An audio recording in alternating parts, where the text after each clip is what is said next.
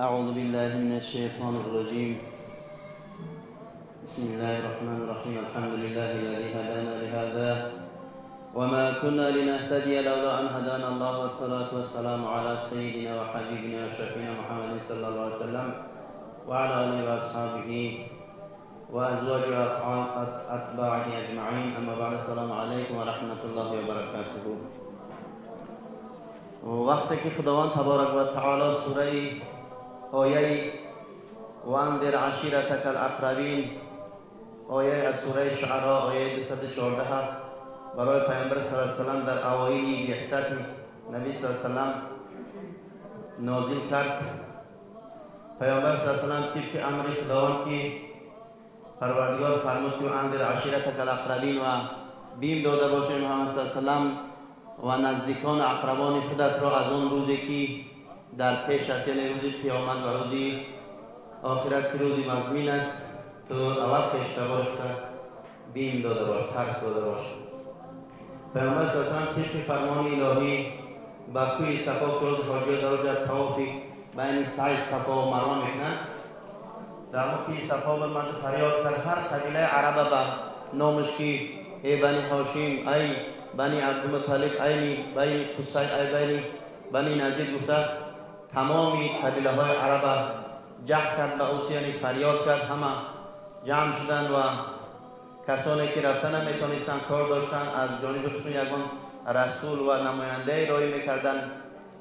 ابو لهب که امکی، یعنی امکی نزدیک پیامبر صلی الله علیه و سلم، امکی خودی بود و او هیچ کس نفرسون و خودش روانه شد به سوی او که محمد صلی الله علیه و سلم چه امری مهمی باشه که ما را فریاد کرد. و همه در گرد اطراف پیامبر صلی الله علیه و سلم جمع شدند و پیامبر صلی الله علیه و سلم فرمود که اگر من بگویم که از پشت این کوه صفا یک لشکر مجهز به سلاح اسلحه هستند که با شما پیکار جنگ میکنند، آیا شما من باور میکنید؟ یعنی اولاد خودش بودن و اقربا و نزدیکای پیامبر صلی الله علیه و سلم گفتن تو 40 سال در بین ما بودی، یگان وقت از تو دروغی را نشنیدیم و از تو خیانت را ندیدیم و از تو یگان کمبودی را ندیدیم، البته تو را ما باور میکنیم.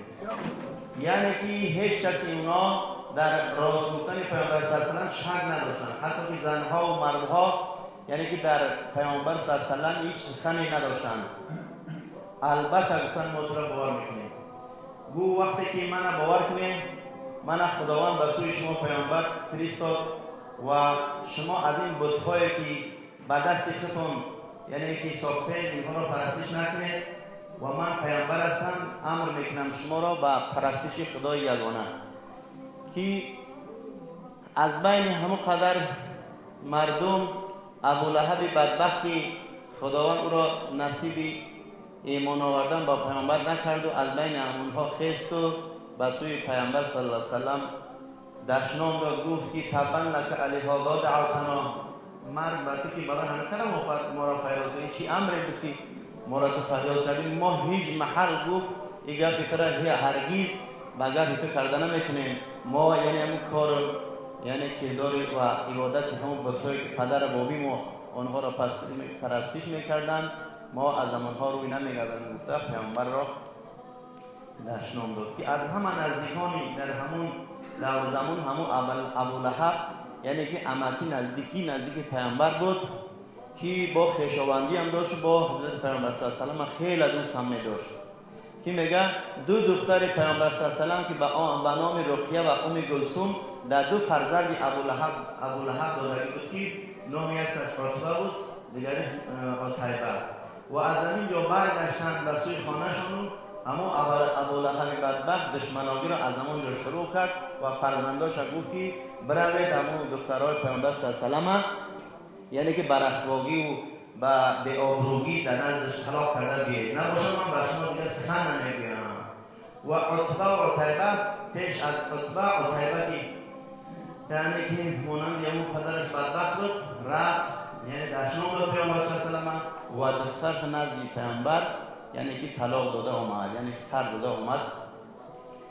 و عتبه که سر داد، لیکن مانند این دشنام نداد، توف نکرد و این عتیبه را پیامبر صلی الله علیه و دعا کرد که خداوند ترا یعنی که به دست یک به ذریعه یک درندش نابود کنه. گفته پیامبر صلی الله علیه و عتیبه را دعا کرد. و میگن در وقتی که خطیب پدر با همراهی ابولهب که وقتی به سفر شام رفت در همونجا شب خور رفتن، همون عتیبه بدبخت یک شیر میگه اومد از بین همون مردم برد پورش کرد که دعای پیامبر صلی الله علیه و سلم در حق همون ابولهب، یعنی در هر همون فرزند ابولهب که به نام عتیبه بود که دخترش به نام امی گلثوم دختر پیامبر سر داده بود، پیامبر دعاش کرد و هم خیلی. و در جواب ابولهب خداوند از پیامبر صلی الله علیه و پشتیبانی کرد و همین سوره تبت نازل شد. تبت یدا ابی لهب که تبت دارای 5 آیات است و در مکه نازل است. از اوایل بعثت است، از سوره‌ای که اول ابتدا برای پیامبر نازل شده بودند. بعد خداوند چی گفت؟ گفت تبت یدا ابی لهب، یعنی هلاک باد ابی لهب، یعنی ذات ابی لهب هلاک باد. گفته مثل دعا کرد در دوام میگه و تحقیق هلاک شدن که به زمان ماضی گذشته بودی، یعنی هلاکت نابودی ابولهب یقین شد که و به تحقیق هلاک شد. میگه بعد همین سوره یک درد مسموم کننده، یعنی دردی یعنی که هلاک کننده بر بدن همون ابولهب شد، حتی که بوی گرفت. میگه در اونجا فرمیدن یک حبشه یا وحشی یک حبشی اومد او را به سر چوب تیله کرد در یک غار او را دفن کردن، نباشه بوی گرفت از شهر بیرون کردن. این دعای خداوند را گفت که تبت یدا ابی لهب و تب ما اغنا عنه ماله و ما کسب. خویشاوندان از اون کن که ابولهب تو اماکی پیامبر میدونی که پیامبر است، برای چی که دشمنان می‌بینی قدر یعنی از عذاب و از غضب خدا نمی‌ترسی؟ ابولهب چی گفت؟ گفت من مال و ملک بسیار دارم، مال و فرزندان و مال و چیزی بسیار دارم، من فدیه اینها را در بدل میتونم از عذاب خداوند خدمت خلاص کنم. برای همین کار خداوند در جوابش گفت ما اغنا عنه ماله و ما کسب، هرگز نجات نداد ابولهب مال و ما کسب. مالش یعنی مال و ملک چیزی که جمع آورده بود. کسبه گفته کسبش از همون مال فایده شد، فایده زیاد داشت، یعنی که دارنده بود. چطور کرد؟ گفت من همون مال میتونم از عذاب خدا خدمت خلاص کنم. خداوند در جواب گفت ما اغنا عنه ماله، یعنی نه مالش نه ملکش نه اون چیزش یعنی که به دردش نرسید، یعنی فایدهش نداره. گفت خداوند در جوابش ما اغنا عنه ماله ما کسب. سیصلی نارا ذات لهب، زود است که داخل میشد ابولهب در آتش شعله‌ور. سیصلی نارا ذات لهب و امرأته، و زن ابولهب که به نام ام جمیل نام داشت، او هم بسیار بدبخت و ثروتمند بود، فقط در دشمنانی پیامبر صلی الله علیه و سلم سخنچینی میکرد، یعنی پیامبر اون طرف و اون طرف مسخره میکرد.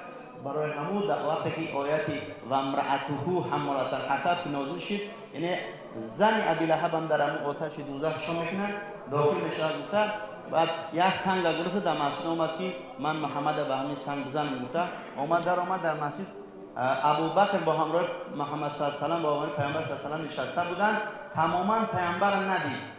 ابوبکر گفت که ابوبکر صاحبی تو یعنی رفیقت کوی که من حجم کرده است، من به همین سنگ قسم به نام الله میگو به همین سنگ میزنمش رو.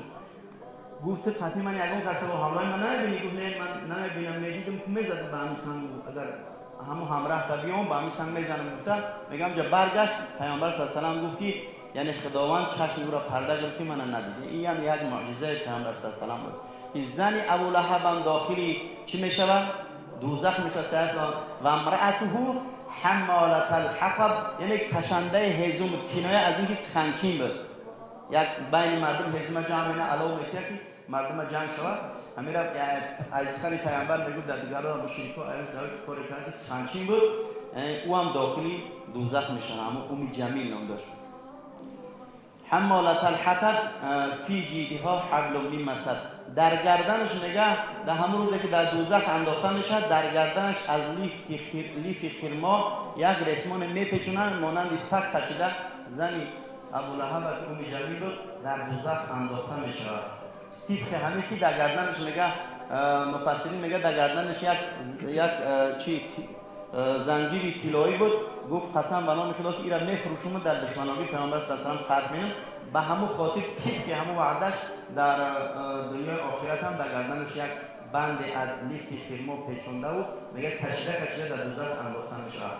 این آیت مخصوصی همون ابولهب و زنش بود. میگه با کسانی که بود با پیامبران خیلی دشمناگی مینن بدبینی میکنن، حال همین ها هم روز قیامت همین است.